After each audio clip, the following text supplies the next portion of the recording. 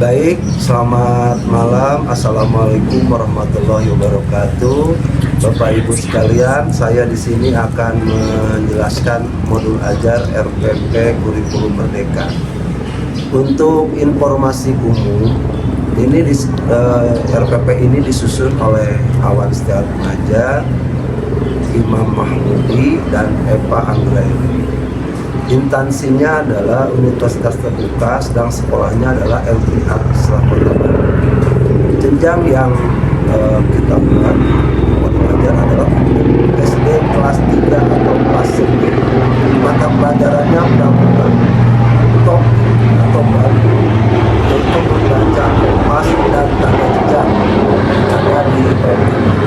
Alokasi waktu adalah 2 jam pelajaran, 2 kali 35 menit atau 70 menit. Target peserta didik yaitu 28 siswa, karena di Madrasah Ibtidaiyah siswanya sekelas itu tidak boleh lebih daripada 28 siswa. Kemudian profilnya adalah profil pelajar Pancasila Rahmatan lil Alamin, beda dengan profil pelajar Pancasila di SD.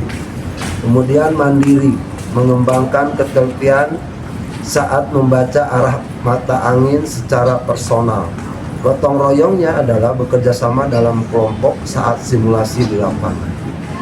Nah, saya akan menjelaskan tentang komponen inti.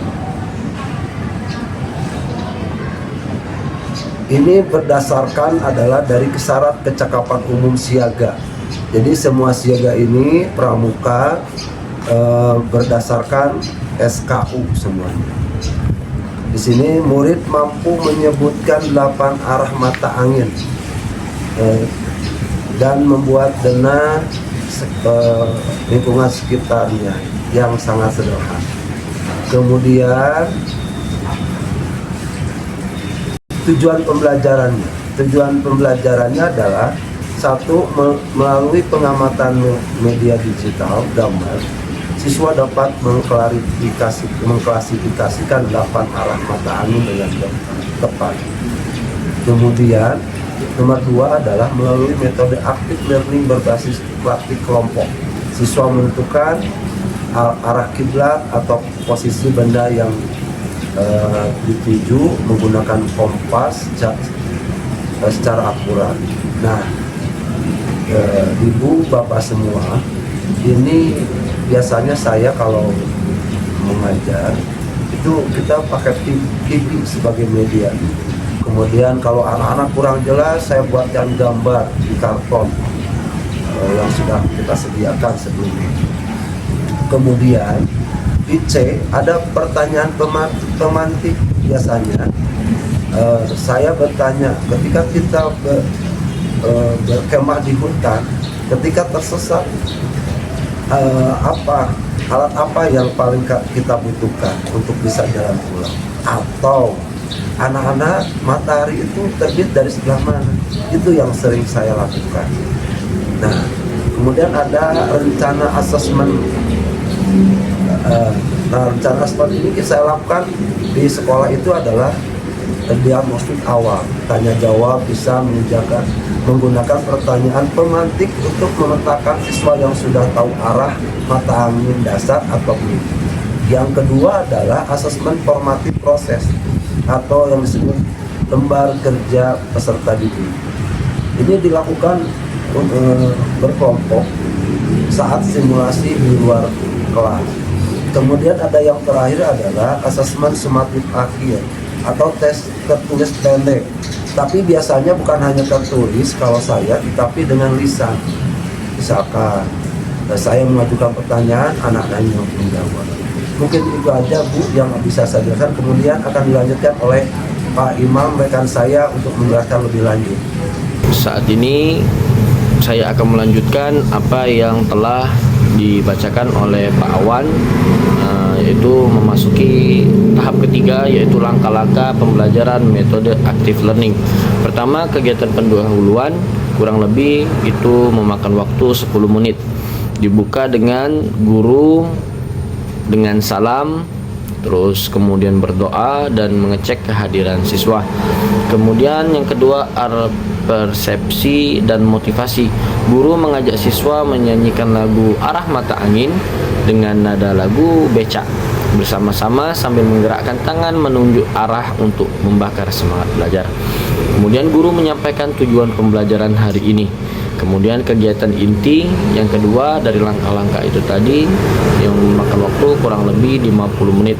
Eksplorasi diferensi konten, yaitu diantaranya siswa diajak mengamati media visual berupa gambar kompas besar atau media interaktif berbasis slideshow atau HTML atau Sway yang telah disiapkan oleh guru-guru atau pengajar.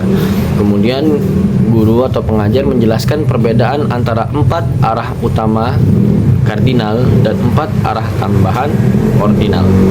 Kemudian ada praktik kelompok, karakter gotong royong dan mandiri, diferensiasi proses active learning, yaitu pertama, siswa dibagi menjadi beberapa kelompok setingkat barung dalam pramuka yang berisi 5-6 anak. Kemudian tiap kelompok dibekali sebuah kompas atau kompas bidik. Guru memberikan tantangan berupa misi detektif angin. Setiap kelompok harus berdiri di tengah lapangan dan menuliskan benda apa saja yang berada di arah utara, timur, selatan, dan barat mereka pada lembar LKPD. Kemudian refleksi dan presentasi. Perwakilan kelompok mempresentasikan hasil temuan misi detektif angin di depan kelas. Guru memberikan penguatan dan meluruskan jika ada kekeliruan cara memegang kompas. Kegiatan penutup yang bisa dimakan atau memakan waktu kurang lebih 10 menit. Siswa bersama guru menyimpulkan materi pembelajaran hari ini. Kemudian guru memberikan tes sumatif mandiri yang singkat. Kemudian kegiatan belajar ditutup dengan refleksi perasaan siswa menggunakan emotikon senang ataupun bingung dan ditutup dengan doa. Mungkin sekian dari saya dan akan dilanjutkan oleh Ibu Eva. Terima kasih. Baik, Bapak dan Ibu serta rekan-rekan sekalian, saya akan melanjutkan untuk sesi kelompok kami. Sekarang kita masuk ke tahap akhir dari siklus pembelajaran, yaitu asesmen sumatif. Setelah peserta didik melakukan eksplorasi visual dan praktik lapangan melalui misi detektif angin, asesmen sumatif ini berfungsi sebagai alat ukur untuk mengetahui ketercapaian tujuan pembelajaran secara individu. Asesmen sumatif yang dirancang berbentuk tes tertulis pendek yang dilakukan secara mandiri di akhir sesi. Instrumennya terdiri dari 2 bagian. Pertama, 5 soal pilihan ganda. Soal-soal ini menguji pemahaman dasar dan logika arah mata angin peserta didik.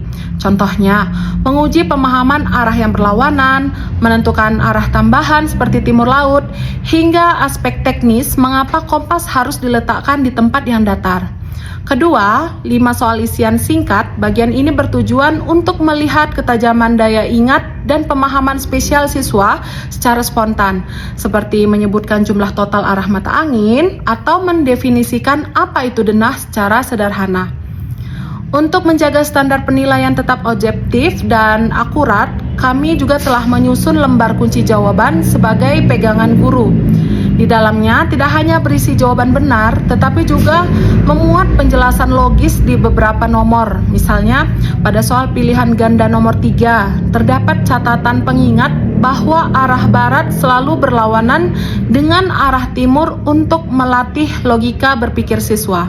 Selanjutnya, bagaimana cara pendidik menilai? Di sini kita menerapkan sistem penskoran yang sangat sederhana dan transparan agar mudah diolah. Setiap jawaban yang benar pada bagian pilihan ganda maupun isian singkat akan mendapatkan skor 1 dan jika salah mendapatkan skor 0. Dengan masing-masing bagian memiliki skor maksimal 5, maka total skor maksimal keseluruhan adalah 10.